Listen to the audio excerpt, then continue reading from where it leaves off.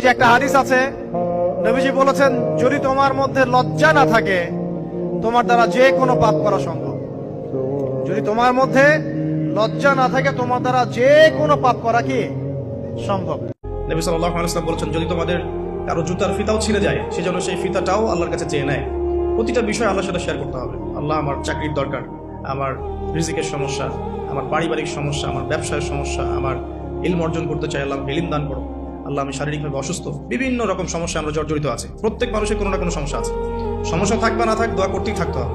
যে ব্যক্তি সুখের সময় বেশি বেশি দোয়া করে, আল্লাহ পাক দুঃখের সময় তার দোয়া বেশি কবুল করেন, এমনটা হাদিস এসেছে। যে ব্যক্তি সুখের সময় ভালো আছে, এখন আমার ফিজিক্যাল আমি ফিট, এখন আমি আল্লাহ পাকের অসীম নিয়ামতের মধ্যে আছি, বাড়ি গাড়ি টাকা করি, আত্মীয় স্বজন, স্ত্রী সন্তান সবই আছে।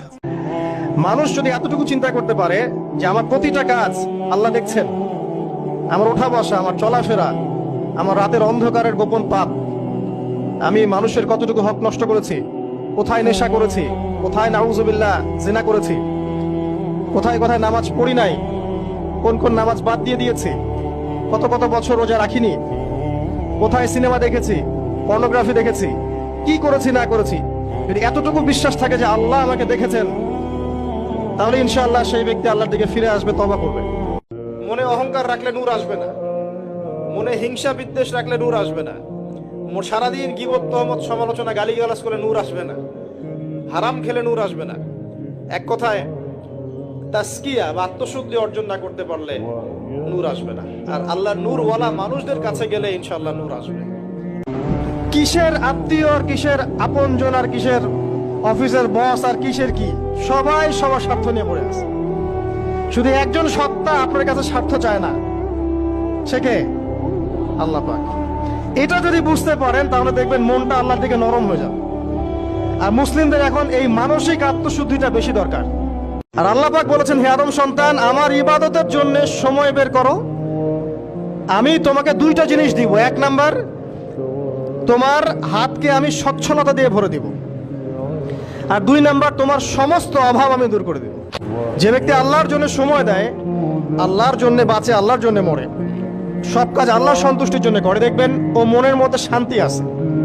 হয়তোবা তার 5 তলা 10 তলা বাড়ি নাই, BMW নাই, সুজুকি জিক্সার নাই, তারপরে দেখবেন সে অনেক শান্তিতে আছে, কারণ তার মনের মধ্যে একটা প্রশান্তি কাজ করে। আর যে ব্যক্তির মধ্যে দেখবেন আল্লাহর কনসিয়াসনেস নাই, ইবাদত নাই, কোরআন সুন্নাহ এগুলো কিচ্ছু নাই, দুনিয়ার সব আছে, দেখবেন ব্যাংক ব্যালেন্স, টাকা পয়সা, মনে শান্তি নাই। এই কবরে আসলেই তুমি জানতে পারবা তোমার নাফরমানির শাস্তি কি। সুম্মা কাল্লা সাউফা তা'লামুন, আবারও জানতে পারবা হাসরের ময়দানে জাহান্নামের শাস্তি দিয়া তোমার নাফরমানির পরিণতি কি।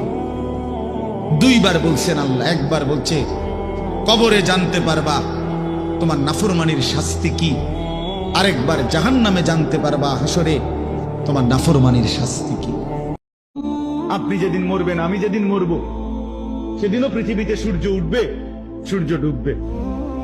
আমার মৃত্যুর কারণে, আপনার মৃত্যুর কারণে সিএনজিও বন্ধ হইতো না, অটো বন্ধ হইতো না।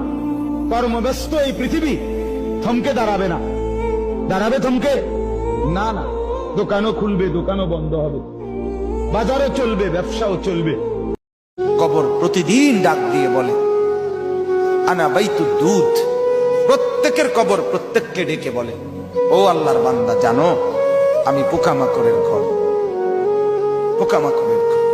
তুমি তো সেই বান্দা যে একটা মশা কানের পাশ দিয়ে উড়ে গেলে তোমার ঘুম বন্ধ হয়ে যায়, চোখ মিলে যায়।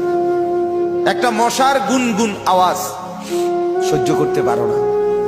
একবার কয়েল, একবার অ্যারোসোল, একবার মশারি, এরপরও তুমি চাও যে একটা মশাও যেন আমার কানের কাছে গুনগুন না করে। তো 5 ঘন্টার ঘুমের জন্য, 6 ঘন্টার ঘুমের জন্য বান্দা এই যত্ন নিলা, অনন্তকাল কিংবা বছরের পর বছর কবরের যে ঘুম দিবা, পড়ে থাকবা সেই ঘরে, পোকা মাকড়ের ঘর, সেই ঘরে তুমি ঘুমাইবা কেমনে, থাকবা?